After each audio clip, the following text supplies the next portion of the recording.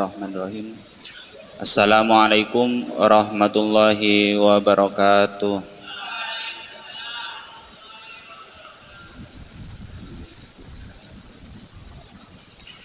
Alhamdulillahirabbil alamin.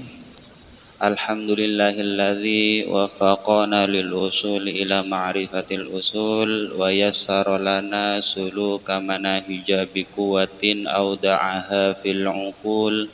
Wassalatu wassalamu ala sayyidina Muhammadin wa alihi wa sahbihi al-faizina minallahi bil qabul.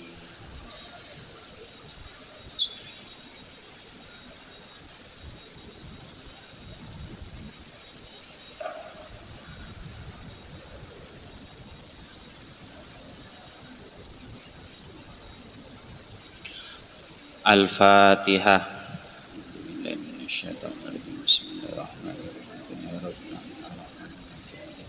Ya na'udhu ya nasib ya nasyaratul musafir safar dan aman ta'ala ya mu'mini walabda amin.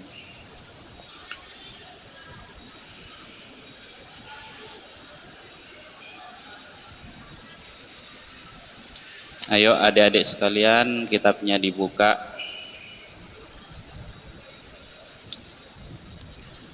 Ghazwatul Hudaybiyah wa Bai'atur Ridwan.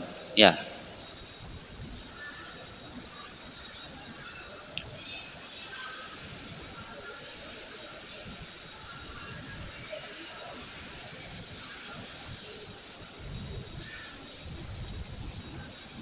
Sudah. Ghazwatul Hudaybiyah wa Bai'atur Ridwan. Perang Hudaybiyah wa Bai'atur Ridwan dan Bai'at Ridwan. Istilah Bai'atur Ridwan. Jadi sebelumnya sudah pernah dibahas bahwa Ghazwatul Hudaybiyah itu terjadi di tahun keberapa?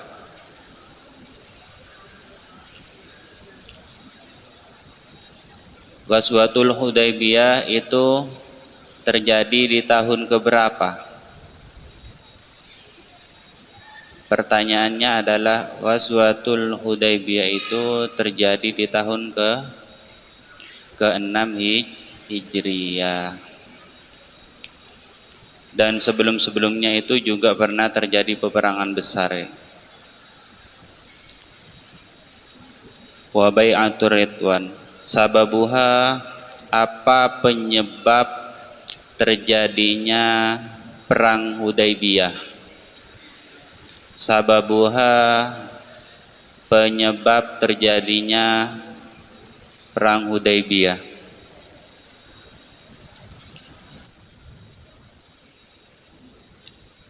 Banyak hal, banyak peristiwa yang melatar belakangi terjadinya perang Hudaybiyah.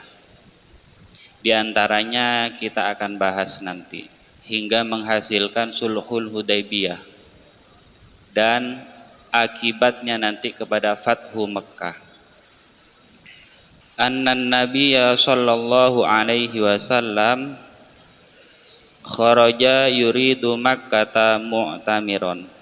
Annan Nabiyya, bahwa sesungguhnya Nabi, kharaja yuridu Makkata, keluar bermaksud atau keluar ingin menuju Mekkah. Dalam rangka apa? Kharaja yuridu Makkata, keluar yuridu ingin menuju Mekkah. Dalam rangka apa Rasulullah dengan para sahabat menuju Mekkah? Mu'tamiron, dalam rangka untuk umroh.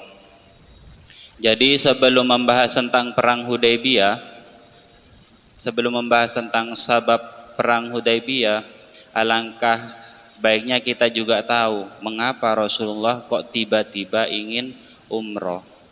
Jadi di suatu malam Rasulullah itu bermimpi beliau datang ke Mekkah bersama para sahabat dalam keadaan ada yang digundul, ada yang sebagian itu memendekkan rambut. Nah, dari situ, dari suatu malam mimpinya Rasulullah, beliau Rasulullah itu langsung menyampaikan kepada para sahabat untuk ingin ke Mekah dalam rangka mu'tamiron, dalam rangka umroh. La muhariban, bukan dalam rangka untuk berperang. Jadi tujuan Rasulullah itu sebenarnya untuk ke Mekah itu tujuannya adalah dalam rangka umroh. Wa ma'ahu alfun wa khamsumi'atin minal muhajirin wal ansor, dan Rasulullah itu diiringi oleh 1.500 para sahabat. Ma'ahu alfun wa khamsumi mi'ah minal muhajirin wal ansor. Rasulullah itu bersama para sahabat dari kalangan muhajirin dan ansor. Jumlahnya berapa tadi? 1.500. Riwayat lain mengatakan 1.400. Bila silahin, tanpa membawa persenjataan. Riwayat lain mengatakan membawa persenjataan tapi persenjataan ringan dalam rangka untuk menjaga-jaga. Falamma alimas Quraisyun bi khurujihi ijtama'at liman'ihi an baitillahil haram. Falamma alimat Quraisyun, tak kala orang-orang Quraisy itu mengetahui, falamma alimas Quraisyun bi khurujihi, tak kala orang Quraisy itu mengetahui tentang keluarnya Nabi menuju Mekah. Ketika orang Quraisy itu tahu bahwa Nabi mau datang ke Mekah, ijtama'at limanihi an baitillahil haram. Mereka orang Quraisy itu berkumpul untuk melarang Nabi, melarang ke Baitullah, al-Baitil Haram. Jadi sebelum Rasulullah sampai ke Baitullah, sebelum Rasulullah sampai ke Makkah, Rasulullah sudah dicegat dulu oleh kaum Quraisy. Walakin lam yahdus fiha harbun, namun dalam hal itu tidak terjadi peperangan.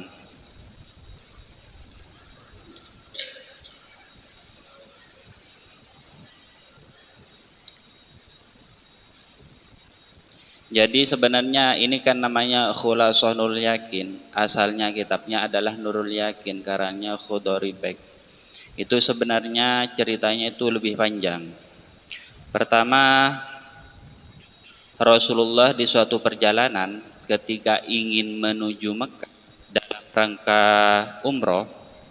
Nah, orang-orang Quraisy itu tahu perihal Rasulullah ingin datang ke Mekah. Kemudian kaum Quraisy itu mengutus Khalid bin Walid, dan 200 pasukan berkuda dalam rangka apa? Dalam rangka untuk mencegah rombongannya Rasulullah. Tapi Rasulullah itu juga punya mata-mata hingga beliau tahu bahwa ada pasukan yang ingin mencegat mereka. Ada pasukan yang ingin pencegat Rasulullah dan para sahabat. Lalu beliau putar balik, cari arah lain.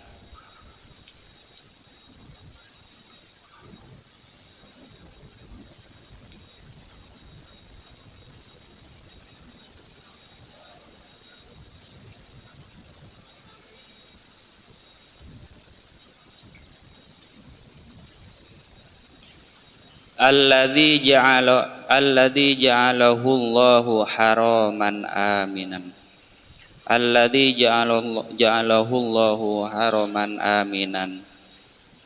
Al-bait, rumah, alladzi, rumah, ja'ala, yang telah menjadikan kepadanya alladzi Allahu siapa Allah haraman aminan tanah yang mulia lagi juga aman. Walamma wasala ar-rasulu sallallahu alaihi wasallam al-Hudaybiyata arsalat ilaihi Quraisyun ar-rusula yas'alunahu an sababi maji'ihi. Jadi tadi ketika Rasulullah tahu bahwa beliau akan dicegat oleh utusannya Quraisy, yakni yang dipimpin oleh Khalid bin Walid dengan membawa 200 pasukan berkuda, beliau langsung cari arah lain hingga tibalah beliau dan sampailah beliau di Hudaybiyah. Sampai di situ, walamma wasala ar-rasulu sallallahu alaihi wasallam, tak kala sampai ar-rasulu siapa Rasul sallallahu alaihi wasallam al-Hudaybiyah, sampai ke Hudaybiyah, arsalat ilaihi Quraisyun ar-rusula. Jadi orang Quraisy itu mengirim beberapa utusan untuk datang kepada Rasulullah. Yas'alunahu an sababi maji'ihi. Mereka itu diperintahkan oleh Quraisy untuk apa? Untuk menanyakan perihal kedatangannya Rasulullah. Ngapain Rasulullah itu datang ke Mekah? Mau dalam rangka apa? Bawa pasukan sebanyak itu. Jadi Quraisy itu mengutus beberapa utusan. Utusan yang pertama itu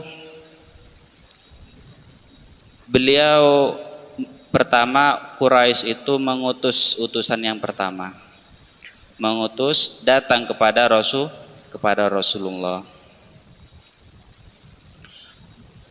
Wahai Muhammad, apakah engkau bermaksud datang ke Baitullah, ke Makkah dalam rangka umroh, namun membawa pasukan yang begitu banyak? Pertanyaannya begitu. Sedangkan di antara kami dengan Rasulullah, dengan engkau itu sudah terjadi peperangan yang sudah berlalu-lalu, peperangan yang sekian lamanya itu.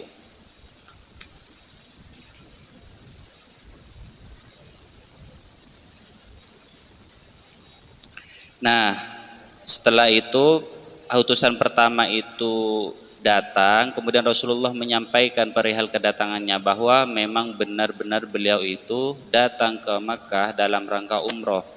Lah pulanglah utusan itu ke Quraisy menyampaikan apa yang berita tadi, berita tentang perihal kedatangannya. Namun Quraisy itu tidak mempercayainya. Lah kemudian mengutus utusan lagi, utusan yang kedua kalinya.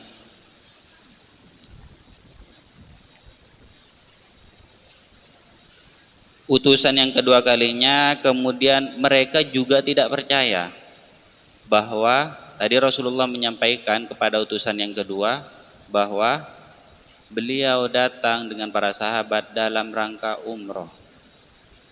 Lalu utusan yang kedua ini pulang, datang kepada kaum Quraisy mengatakan perihal yang tadi, Rasulullah itu datang ke sini dalam rangka umroh. Tapi apa tanggapannya orang Quraisy? Orang Quraisy itu masih tidak percaya. Bahkan utusannya itu sampai dibilang, duduklah dulu.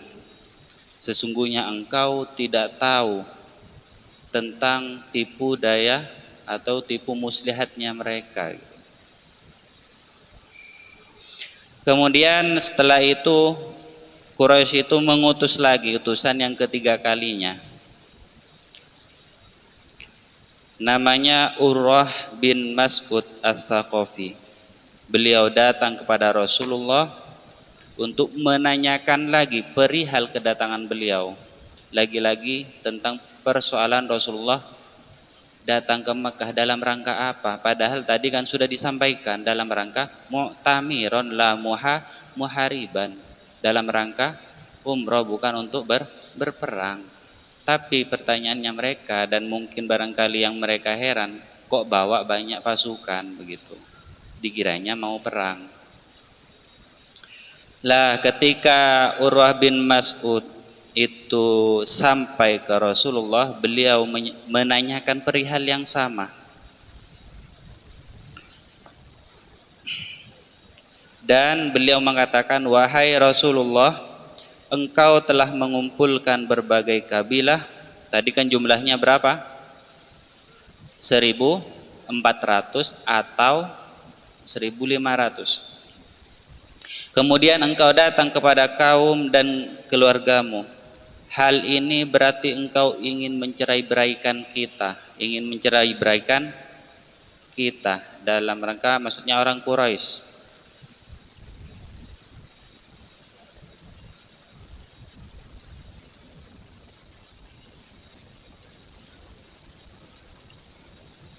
Nah, setelah itu utusan yang ketiga ini pulang. Pada intinya Rasulullah sudah menyampaikan pesannya bahwa beliau hanya ingin umroh ke Baitullah. Kemudian Urwah tadi itu pulang, datang kepada Quraisy, kepada kaumnya. Dan beliau menyampaikan, di saat Urwah itu datang kepada Rasulullah, beliau mendapati beberapa hal hingga beliau menyampaikan kepada pemuka Quraisy. Beliau menyampaikan, demi Allah, wahai kaum Quraisy semuanya, aku pernah menemui Kisra. Kisra itu seorang raja.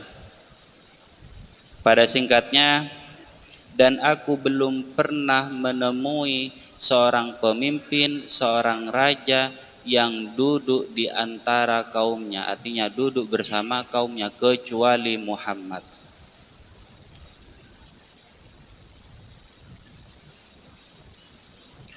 Lalu orang-orang Quraisy itu menjawab ketika perihal sebab kedatangan beliau tadi dalam rangka umroh. Para Quraisy itu bilang bahwa bahwa apa katanya, jangan bicarakan itu lagi. Kami telah sepakat untuk menolak kedatangannya Rasulullah tahun ini, dan ia boleh menolak kedatangannya Rasulullah tahun ini, dan ia boleh datang di tahun berikutnya. Jadi begitu ya peristiwanya.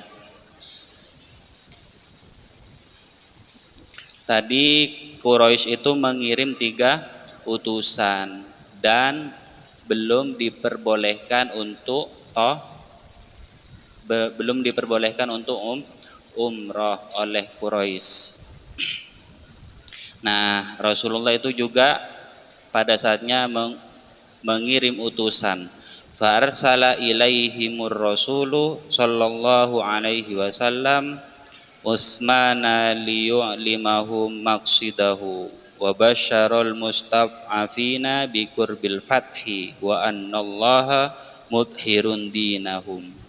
Farsala, kemudian setelah Quraisy itu mengirim 3 utusan, Rasulullah juga mengutus. Farsala, mengutus ilaihim kepada Quraisy, ar-rasulu, siapa Rasulullah sallallahu alaihi wasallam, mengutus Utsmana, mengutus Sayyidina Utsman untuk menemui mereka para kaum Quraisy. Dalam rangka apa? Liyu'limahum maqsidahum, untuk memberitahukan perihal kedatangannya Rasulullah dengan sahabat. Itu lagi perihal kedatangan Rasulullah dengan para sahabat datang ke Mekah.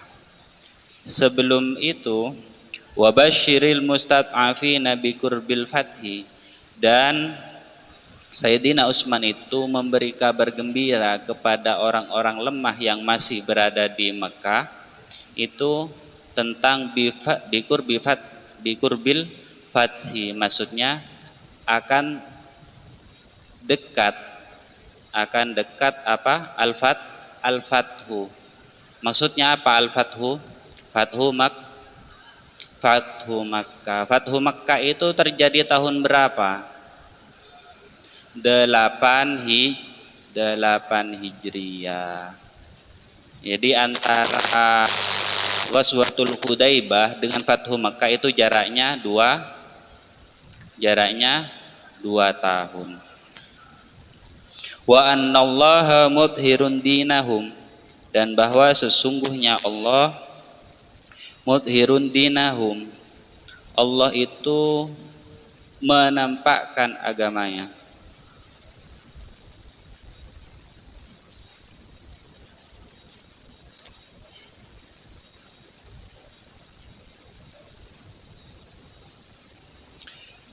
Nah, tadi Rasulullah itu mengutus Sayyidina Utsman untuk menyampaikan perihal kedatangannya. Tapi apa tanggapannya mereka? Tanggapannya para Quraisy?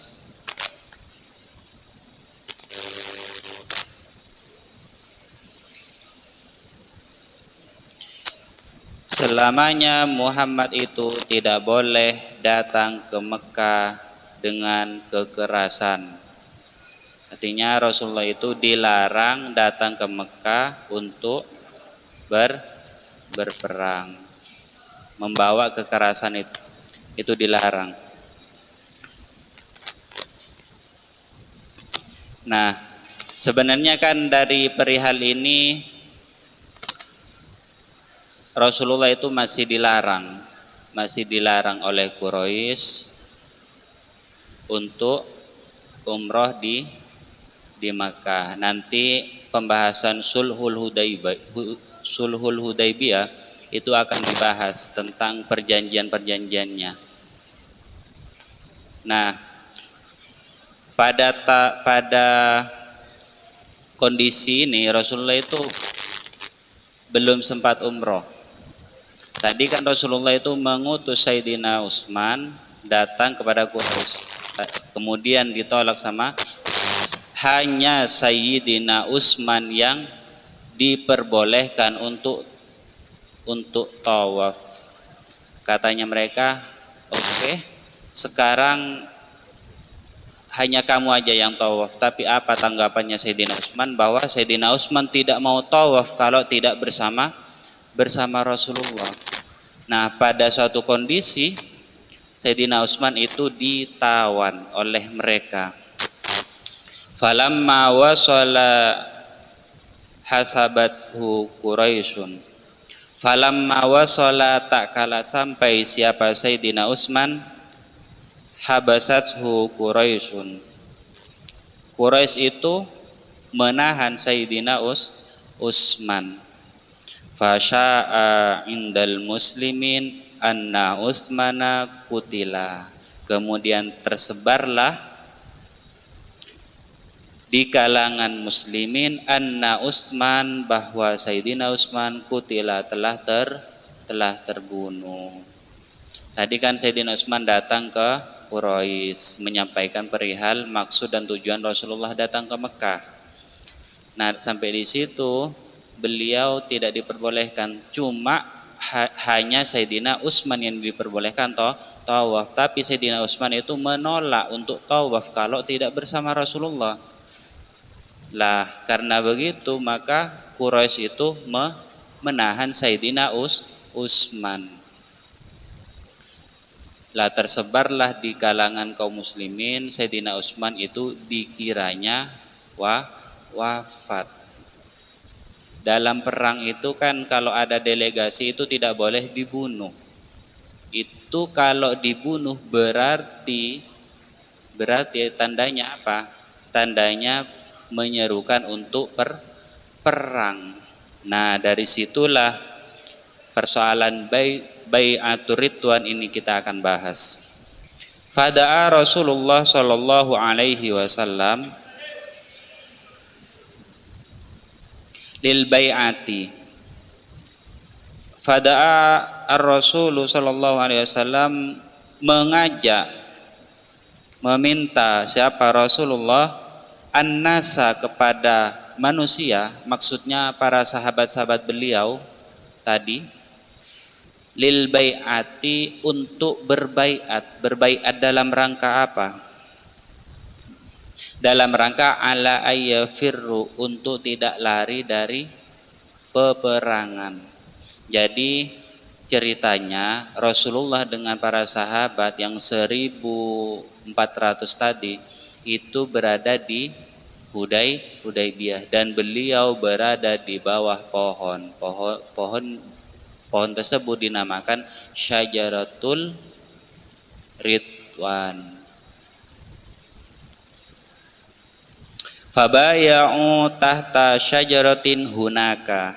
Kemudian berbaiat siapa Anas, para sahabat tadi, berbaiat janji setia kepada Rasulullah tahta syajaratin, di bawah pohon. Pohon tersebut dinamakan apa tadi? Syajaratul Ridwan. Berbaiat tentang apa? Ala alla yafirra, untuk tidak lari dari peperangan.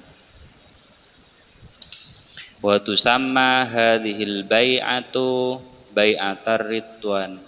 Bai'at ini dinamakan bai'atul ridwan. Jadi sudah paham ya kepada judulnya tadi, Ghazwatul Hudaybiyah dan bai'atul ridwan. Jadi bai'atul ridwan itu apa?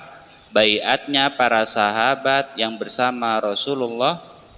Baiat apa? Janji setia untuk tidak lari dari peperangan.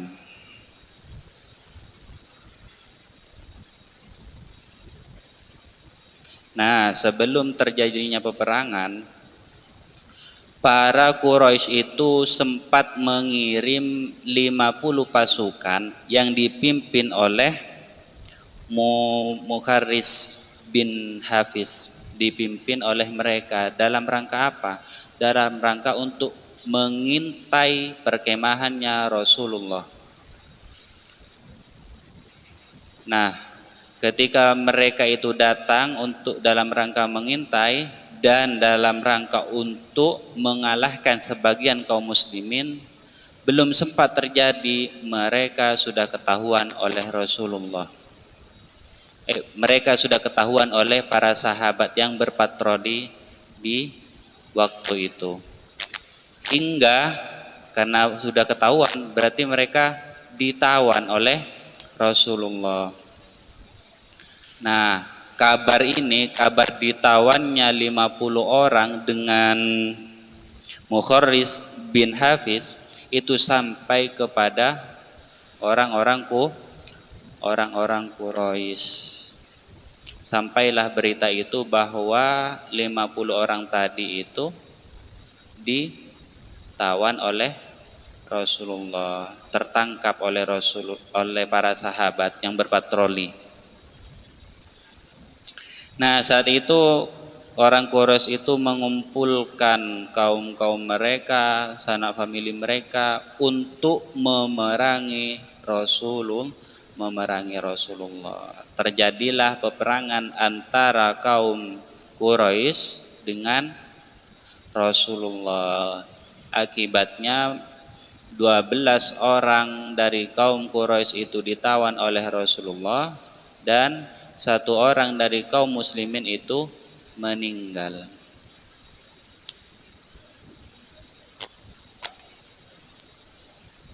Nah, karena berhubung peristiwa itu, sebenarnya sejak awal kaum Quraisy ini sudah tahu bahwa kalau mereka perang dengan Rasulullah itu tidak akan menang.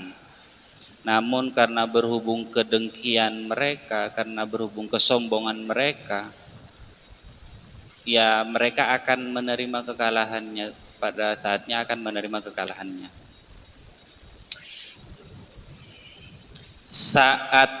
Sejak itu, setelah terjadinya perang tadi, mereka kaum Quraisy itu takut kepada kaum muslimin.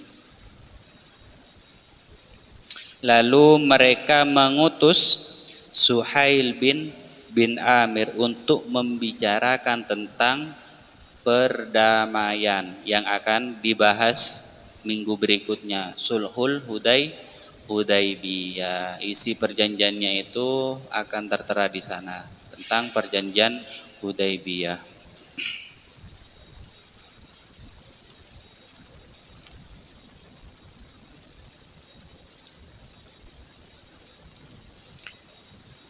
Sebelum terjadinya perjanjian perdamaian antara Quraisy dengan Rasulullah, tadi kan utusannya adalah Suhail. Suhail itu negosiasi dengan Rasulullah, yang pada intinya Sayyidina Utsman dengan 10 orang tadi yang ditawan oleh Quraisy itu sama Rasulullah itu diminta untuk dibebaskan. Begitu pula Quraisy juga meminta berapa tadi? 12 orang yang ditawan akibat perang itu untuk dibebaskan.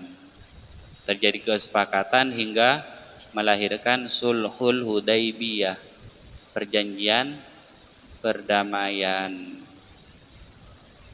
Nah, itu terjadi di tahun ke-6 hingga mengakibatkan Fathu Makkah.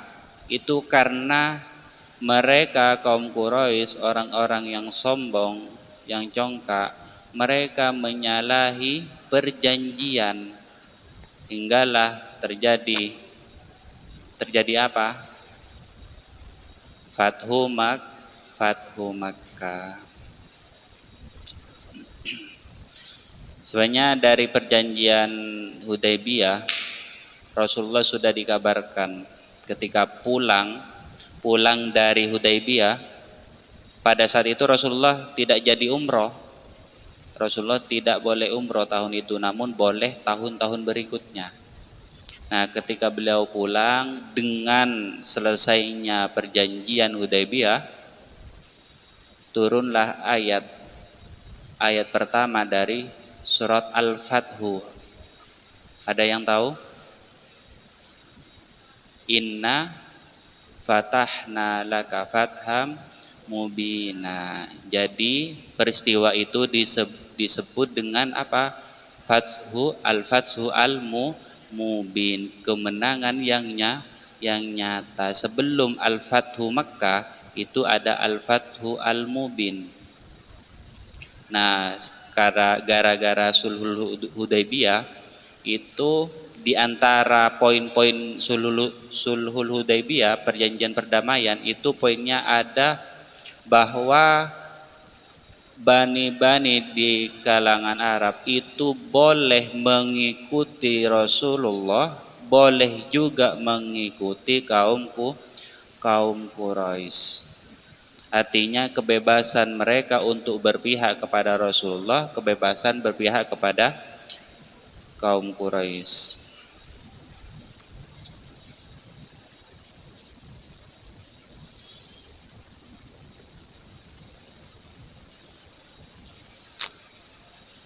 Jadi pertanyaannya adalah apa yang menyebabkan terjadinya perang Hudaybiyah? Ada yang tahu? Ada yang tahu? Tadi kan kita sudah bahas ya, yang menyebabkan terjadinya perang Hudaybiyah itu karena Sayyidina Utsman kabarnya telah dibunuh.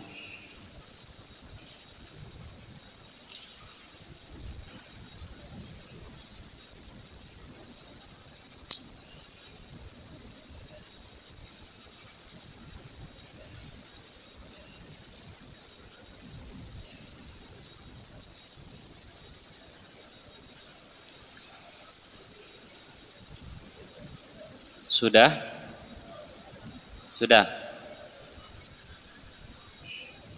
Jadi kita baca doa wal asri sama kafaratul majlis. Bismillahirrahmanirrahim. Wal asri Innal insana lafi khusrin illa alladziina aamanu wa 'amilus sholihaati wa tawasaw bil haqqi wa tawasaw. Subhanakallahumma wa bihamdika asyhadu an la ilaha illa anta astaghfiruka wa atubu ilaik. Wa sallallahu ala sayyidina Muhammadin wa alihi washabihi wasallam. Kurang lebihnya mohon maaf. Assalamualaikum warahmatullahi wabarakatuh.